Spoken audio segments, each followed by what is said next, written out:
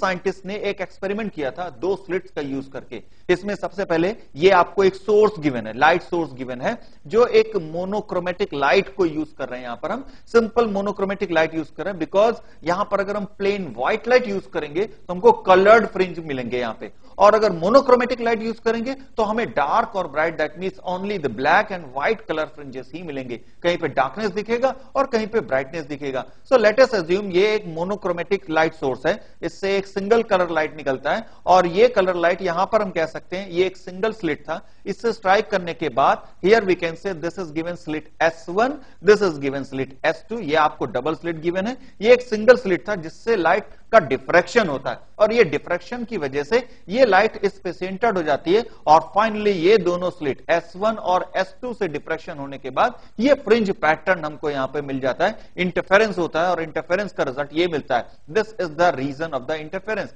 ये complete region of interference है। जहां पर इंटरफेरेंस होगा ये कह सकते हैं ये जो लाइट आ रहा है diffracted beam from the S2, ये आपको डिफ्रैक्टेड बीम S2 से है, ये diffracted beam from the S1, this is given the S is given single slit while S1 S2 is given double slit. तो ये एक यंग्स का एक बेसिक एक्सपेरिमेंट था।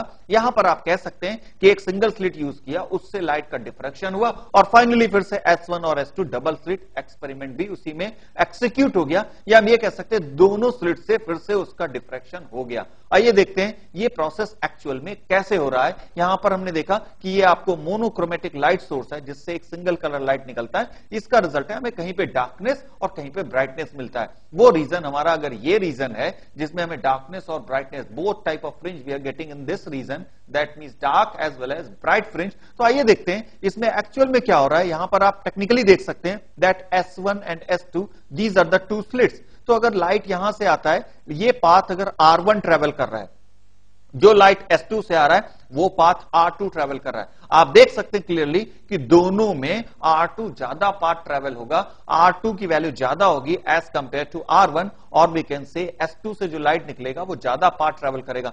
कितना ज्यादा पाथ ट्रेवल करेगा, यहां पर हम कह सकते हैं ये जो गैप होगा, ये गैप इतना यहां पर ज्यादा क्रूशियल हो जाएगा। ये गैप की वजह से ही यहां पर फ्रिंज पैटर्न बन रहा है। ये गैप ही यहां पर उसका डिसाइड करेगा कि वहां पे किस टाइप का इंटरफेरेंस होगा, and this gap is called we can say path difference. यही दोनों की रेस में पाथ डिफरेंस आ रहा है। S2 से जो रेस चल रही है S1 के रिलेटिव में, इतना उसको एडिशनल चलना पड़ रहा है। और यहां पे ये आपको स्क्रीन गिवन है। नेचुरली स्क्रीन और स्लिट्स के बीच का गैप स्टैंडर्ड रिजल्ट है, always we have to take capital D, while the gap between slits given है स्मॉल d। यहां पर स्मॉल d का हम ऑर्डर कहें तो स्मॉल d बहुत स्मॉल होना चाहिए, that should be in mm। ये वैल्यू हमेशा mm में आती है, सो स्मॉल d की वैल्यू mm में आएगी, while capital D that can be in metres also. ये मीटर में हो सकता है, well it will not be 10 metre और like that, but it can be 1 metre और 2 मीटर रेंज और 0.5 मीटर रेंज। तो कैपिटल D का वैल्यू मीटर के ऑर्डर में होना चाहिए,